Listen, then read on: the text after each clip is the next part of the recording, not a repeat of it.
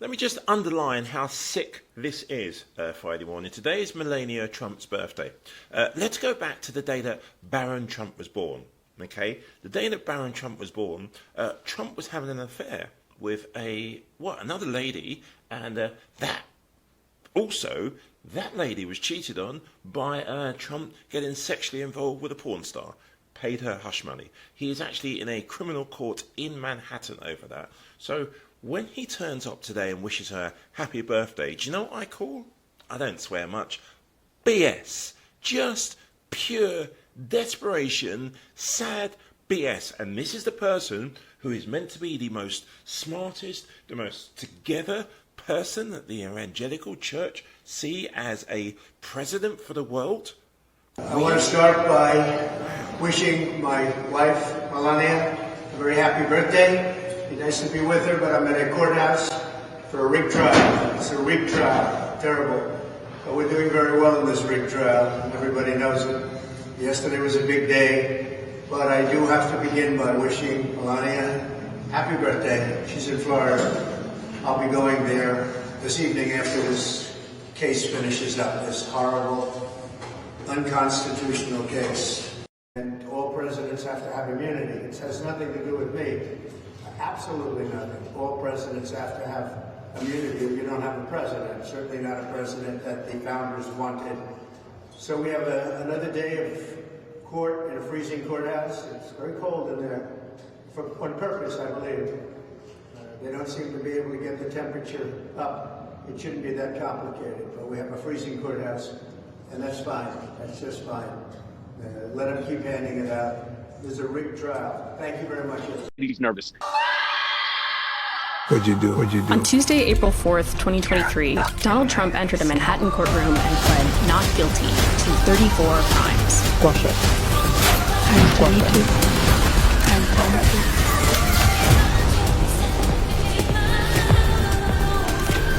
Fucking movie star. You're a fucking movie star. Said tick, tick, tick.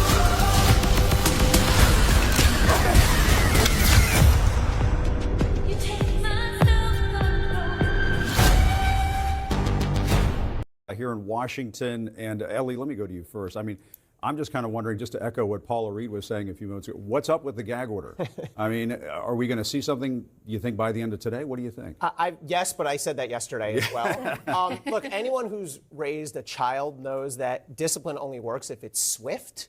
And the longer he leaves this out there, I mean, in the time that the first batch of gag order motions has been pending, Trump has committed 4 alleged new violations. So I'm actually surprised, though, because Judge Merchan, for the most part, has done a really effective job of keeping control of his courtroom, running things efficiently. He has tolerated no BS from anybody, yet he's tolerating quite a bit here. He must, I'm guessing. Yeah, Ellie, it looks like we're getting an update from the trial as we speak. It says the judge agreeing that the Trump attorney's apology will be sufficient. So it sounds as though one of the Trump attorneys did apologize to David Pecker at the start of the testimony for not being clear enough during some of the cross-examinations. So, all right. So sometimes judges and prosecutors just work things out informally. Yeah. Sometimes an apology you can do it. Yeah. That might not work out with the gag order. Yeah. No, right. An apology is not going to do it. But look, the judge has got to get control of this because it's not going to resolve itself, and I'd be shocked if he doesn't rule today. And Elliot, the other excerpt that we're getting right now says the prosecutor has asked the judge to give the jury more instruction about how they should consider references to Pecker's meetings with prosecutors ahead of trial. There's going to be a lot of back and forth over these meetings that David Pecker was testifying about, which are just fascinating, that this was going on during the campaign. Right. So there's 2 things to learn from this and these meetings. Number one, it's very common for judges to instruct juries as to anything, really. And the jury's understanding of the law and the facts really hinges on how the judge often explains it to them. And these jury instructions end up being pretty controversial. The parties will fight over them quite a bit. Here, the extent to which a witness... And David Pecker has entered the courtroom. Got it. No, the extent to which a witness has met with prosecutors speaks to the witness's credibility. And often jurors may regard lots of meetings with prosecutors as a sign of bias on the part of the witness. And so what they're working out here, I think, is how the judge will explain what the jury should do with those meetings. You say, you can glean credibility issues from someone's meeting, but don't read too far into it. Yeah, and Caitlin, I mean, one of the things that I'm really struck by, I mean, just to look at the politics of this, I mean, you and I both remember the 2016 campaign and what was going on during that cycle. And yet all along, behind the scenes, it just seems with all these legal cases, we think we know everything that there is in the world to know about Donald Trump. We're still learning new things. Yeah, it's shocking yesterday how we learned those details from David Pecker about the White House and his line into the White House, his presence at the White House, walking right outside the Oval Office, where we saw world leaders and the president walking down that colonnade. And we now know the tabloid king was there.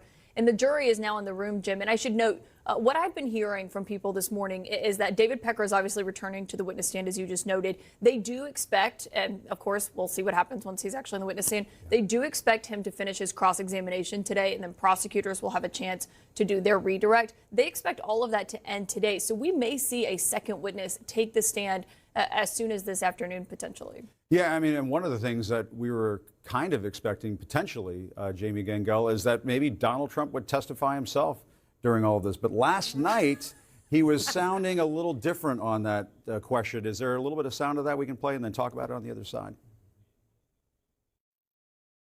Well, I would if it's necessary. Right now, I don't know if you heard about today. Today was just incredible. People are saying, the experts, I'm talking about legal scholars and experts, they're saying, what kind of a case is this? There is no case. Of course, not all the legal experts are saying that, but the first part of that, maybe not, it sounds like now. If it's necessary. Look, how many times have we seen Donald Trump say, I'm going to take the stand, I'm going to do this? And then when push comes to shove, his lawyers, and he also knows better, you can't take the stand and then face cross-examination when you're Donald Trump. I just want to go back to David Pecker for a minute and something that the lawyers, Elliot, you can talk about credibility. I thought David Pecker was a very good witness for the prosecution. This is no Michael Cohen. This is not someone who's hostile. He's a friend. He calls Donald Trump a mentor. He says, even though we don't talk anymore, I still consider him a friend. When they did the cross-examination, they focused not on any of that, not on the substance of what he was saying about what they were doing with the catch and kill or the money, but just he met with prosecutors a lot of the time. I don't know, Elliot's nodding. I agree. No, I agree. And it's one of the most useful things that defense attorneys can do is attack a witness's credibility. And even little things like meetings they had, what motive they have to be truthful to the jury is the kind of thing you can attack a witness on. And I think it was sad. I thought they did a really good job of attacking Michael Cohen subtly during that. I mean, that was clearly what they were doing when they set up the entire, him having to go to Trump and say, this guy would throw himself in front of a bus for you. Yeah. Would you give him his Christmas bonus? He's really worried about it. I mean, they were clearly there trying to set up who Michael Cohen was at that time. Remembering people who you know now is not the same guy. Well, we're going to ask Jim Schultz about all that in just a moment. Jim, stand by. We're coming to you in a hot minute here. All right, coming up, more crucial testimony in Donald Trump's hush money trial. Defense attorneys now cross-examining tabloid executive David Pecker. We'll be right back.